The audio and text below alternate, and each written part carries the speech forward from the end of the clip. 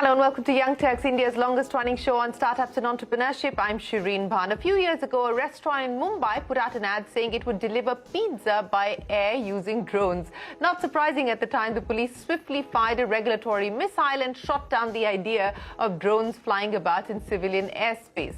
Cut to 2022, India has not only opened up the skies with a slew of liberalized rules, it's also announced performance-linked incentives with an outlay of 120 crore rupees for 23 drone companies to soar higher. So what changed? The acknowledgement of the fact that besides helping the armed forces with border surveillance and lethal strikes, drones can do a lot more. The government itself is using drones to map rural landholding.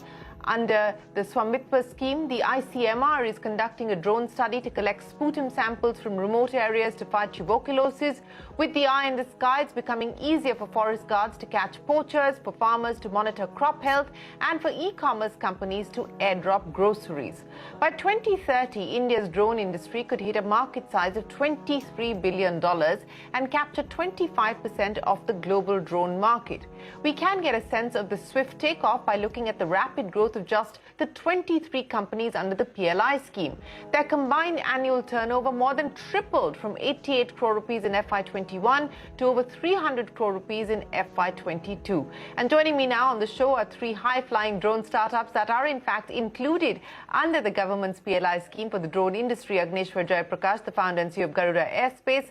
With us also on the show, Rama Krishna, CEO of Endure Air, and Ankit Mehta, the co-founder and CEO at Idea 4. Gentlemen, appreciate you joining us here on the program. Ankit, let me address the first question with you. You know, all kinds of numbers are being bandied about. I'm taking a look at the FICCI EY report of 2022. The global drone market is poised to become a $54 billion market by 2025.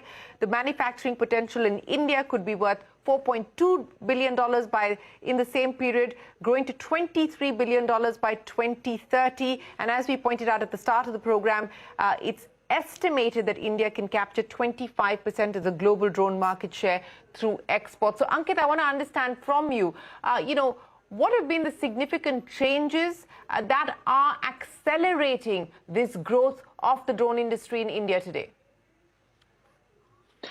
Shereen, what has happened is that, before the pandemic, the drone technology was a good to have technology.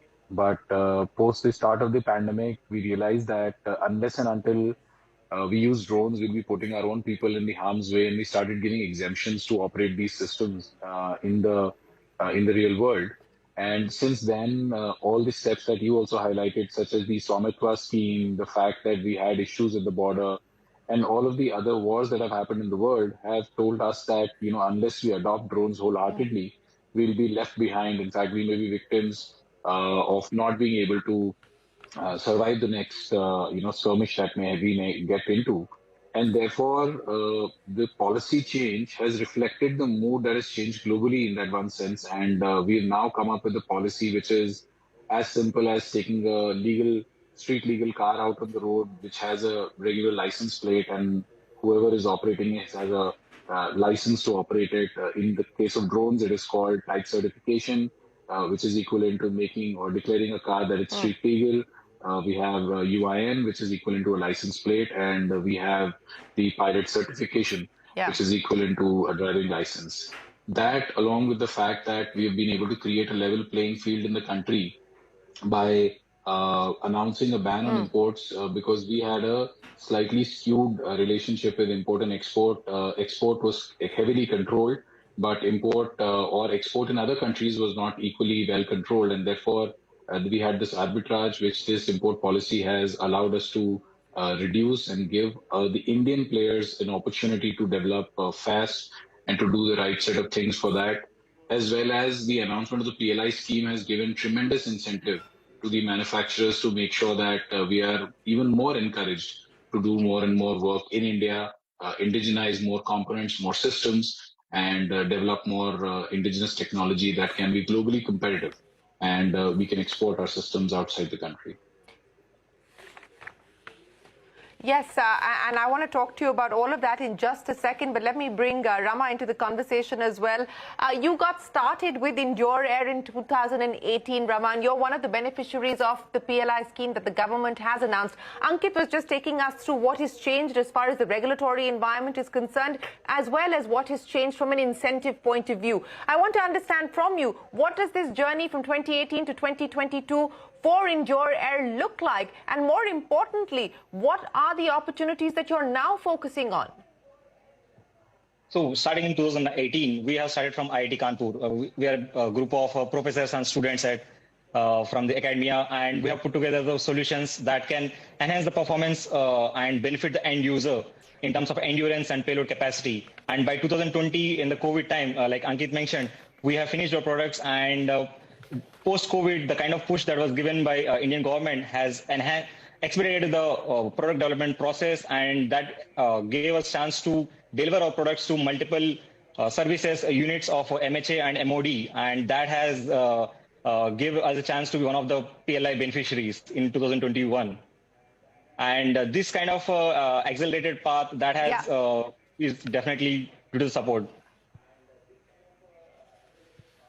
Yeah, so you've got IIT Kanpur, you've got Ankit, who is the alumnus of IIT Mumbai, and of course, along with his co-founders, they started Idea Forge. And let me get Agnishwar into the conversation at Garuda Aerospace as well. Agnishwar, many thanks for joining us. I want to understand from you, what are the areas of opportunity that you're going to specifically leverage on? And, you know, while we're talking about largely the focus so far being on defense as well as industrial applications and those verticals, what about life beyond that? As Ankit pointed out, COVID really changed the game in many ways. And today we are now talking about companies like Swiggy tying up with drone companies with the hope or the possibility of being able to do grocery deliveries as well. And that's no longer a pipe dream, but perhaps a reality on the anvil. So beyond defense and industrial applications, what are we now talking about? I think, firstly, thank you so much for having me on the show. And it's indeed an honor to be on the same panel as a legend like Ankit as well as Rama.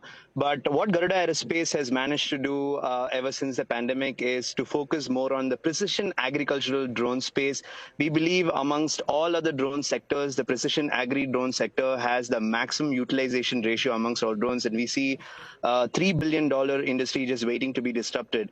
And we focused a lot of our energies on developing high-tech drones equipped with AI, ML, with 4G and 5G enabled drone services. And it is these same precision agri drones which we have modified to suit Swiggy and other drone-based delivery applications that the government as well as several private players have come forward to discover, and I would say that the entire drone industry is still in its very nascent stages. There is still plenty can look to explore, and I believe the Indian drone ecosystem is evolving rapidly.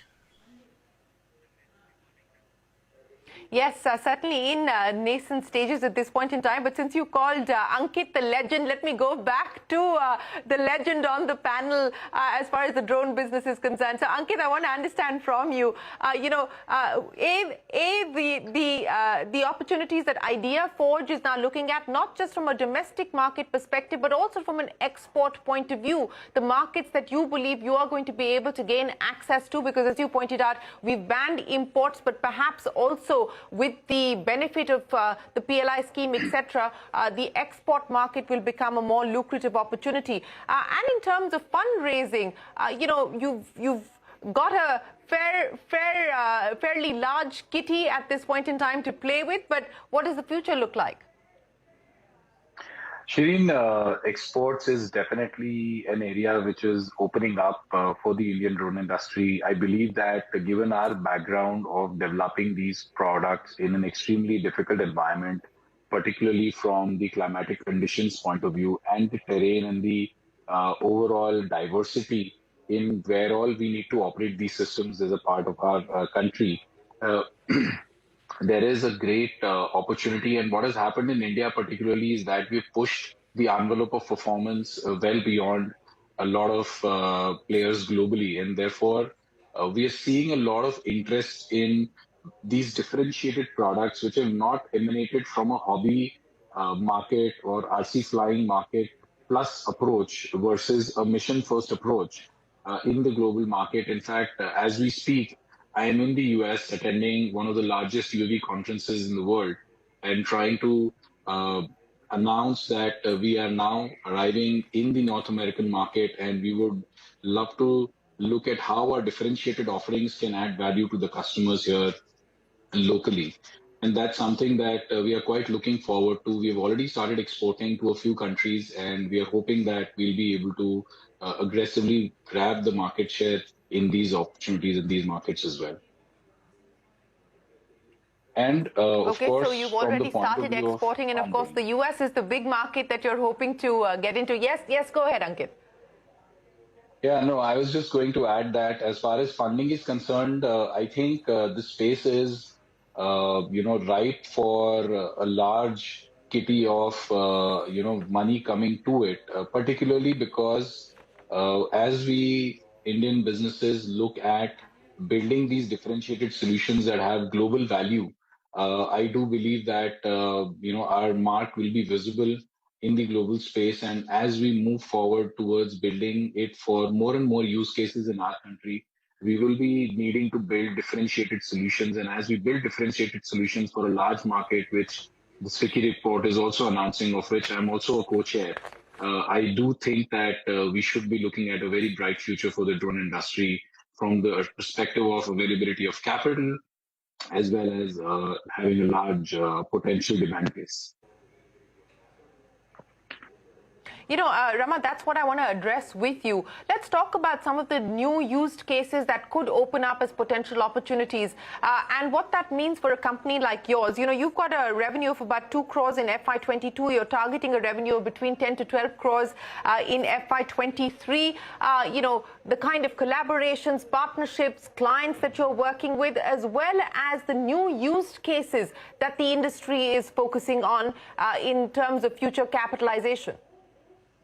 Yeah, Shereen. So address that. So we so far have developed the use cases for surveillance and logistics delivery up to payload capacity of 10 kg. And by end of this financial year, we are planning to finish our products for ISR missions and also payload capacities that can go up to 40 to 50 kg, and that can be transported to a range of 80 to 100 kilometers.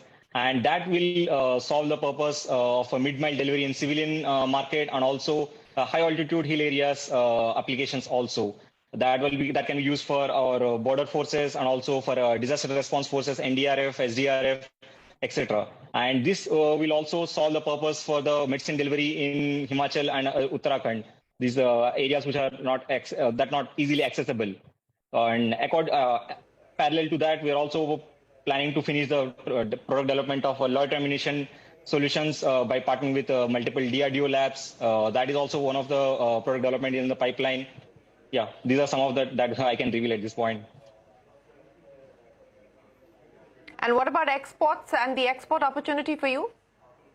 So that we are still establishing ourselves in the Middle East market by attending. We are attending this Dubai Heli Show by end of which is in October 24 to 26, and there we are going to release our couple of new products in our portfolio, and that will make us create a mark in that. And from there, from next year, we are planning to establish, find local partners or regional partners in Canada and Australia and Middle East.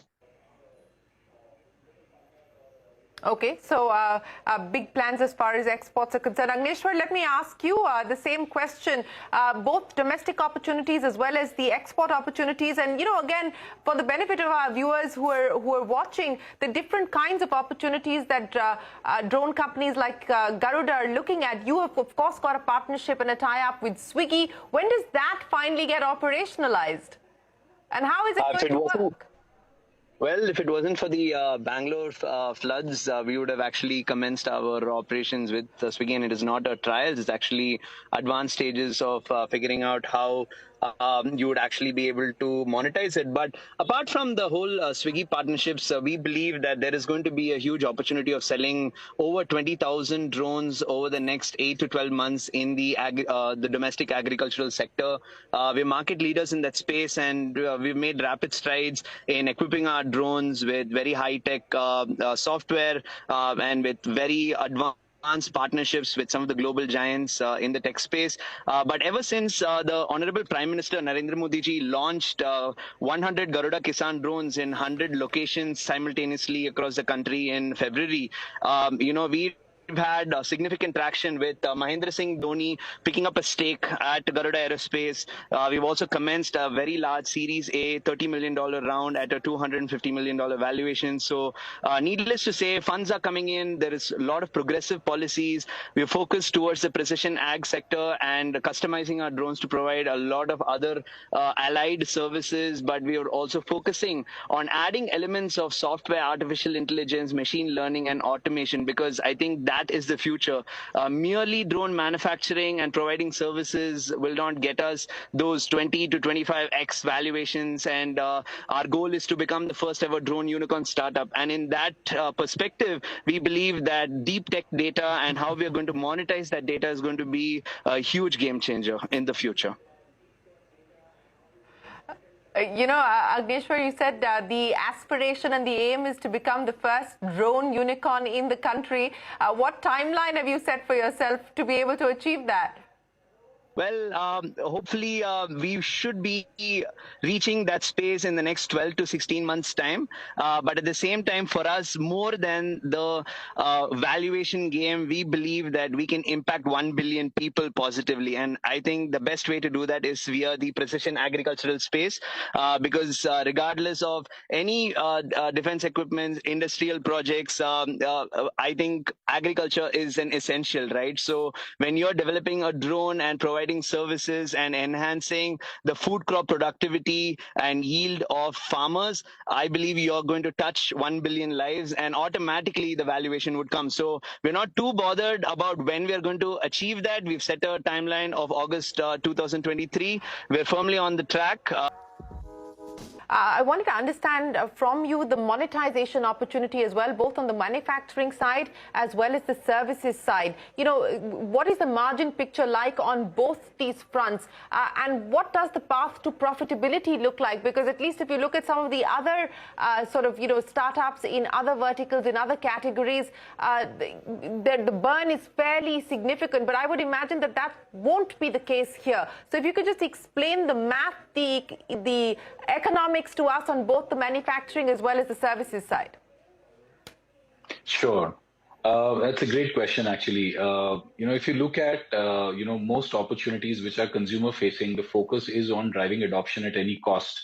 And in that scenario, people forget that, when you're building a physical products, a lot of times you need to have that visibility of being able to make money on that product. Otherwise, you will not be able to build a sustainable opportunity. In case of consumer systems, initially it works out because at scale, more often than not, the cost of building that system significantly reduces. But that's probably not the case in the drone industry, particularly in India, because we are not focusing towards a lot of consumer use cases. We are actually focusing a lot towards use cases which are going to be around enterprise usage or commercial usage of these systems. And I'm glad to say that Indian ecosystem is not entirely doing a predatory pricing model as far as drones is concerned, but because it's an enterprise business, it's a lower volume opportunity. I believe that we need to really be focused on building differentiated solutions which will ensure that there are adequate margins available for businesses to continue to innovate in this space. I think why margins are important is not because of the fact that somebody is going to make a lot of money, but from the perspective that if you need to sustain R&D, if you need to be the drone hub of the world, you cannot do it by doing what everyone else is doing. You'll have to do it by building differentiated technology. And that level of technology needs investments. And those investments in an industry like ours don't necessarily easily come from only funding. We need to generate those resources ourselves. And from that perspective, I feel that margin profile for differentiated products is going to remain high.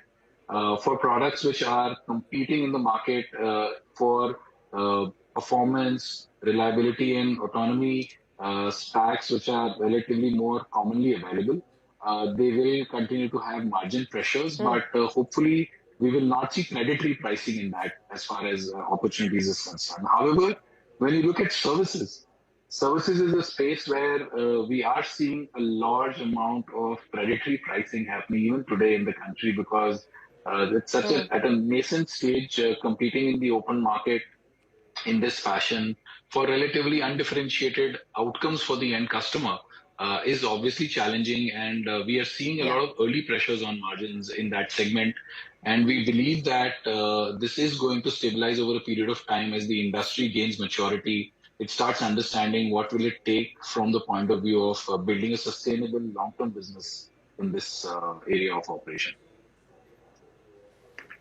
Yeah, and I think that's very helpful to really understand the landscape, so to speak. And Rama, that's what I want to address with you. How are you de-risking yourself? How are you creating moats around your business to prevent the kind of commoditization that Ankit was speaking of? And more importantly, take me through how large the team is, what kind of investments are being plowed back on development, on R&D at this point.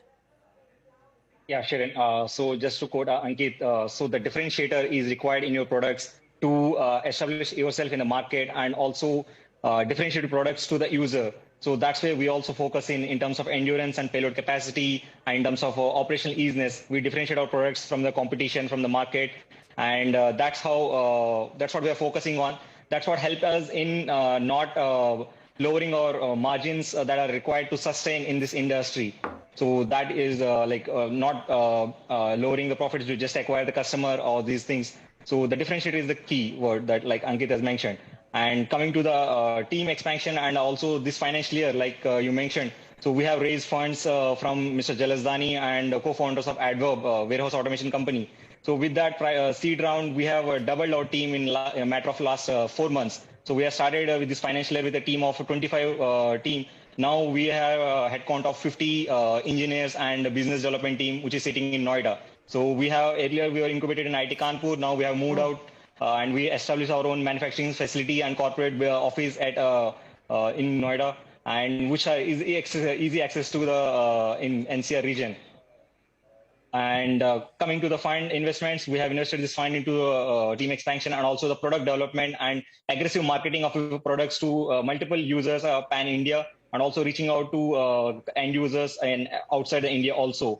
So we have been we have onboarded multiple industry veterans and also retired officers to lead our team at key manager roles. Right. We have Lieutenant Colonel Vikram Sareen has joined us as a VP Product Development, and other Lieutenant Colonel Narendra Tripathi, who has joined us as a head of sales, and industry veteran from Reliance Business Office. They have joined us, and they are giving us the guidance that we require to to grow to the kind of endure at this to 100 unicorn startup. So we have been in that way, and that's why we are eyeing for a Series A also in this next year. Okay, Series A, that's the target in the next year. Well, gentlemen, we wish you the very best of luck. There's plenty of headroom for growth, and clearly, if I go by what the three of you are telling me, there's plenty of opportunity and plenty of opportunity not just here in the domestic market, but in the export market as well, that is waiting for startups like yours to capitalize on. Agnishwar, Rama and Ankit, many thanks for taking us through where the drone industry in India currently stands and what the road ahead looks like. Appreciate your time, and we wish you all the best. That's a wrap on this edition of Young Turks. We'll take a break. There's a lot more coming up. Don't go anywhere. We're back in a minute with more.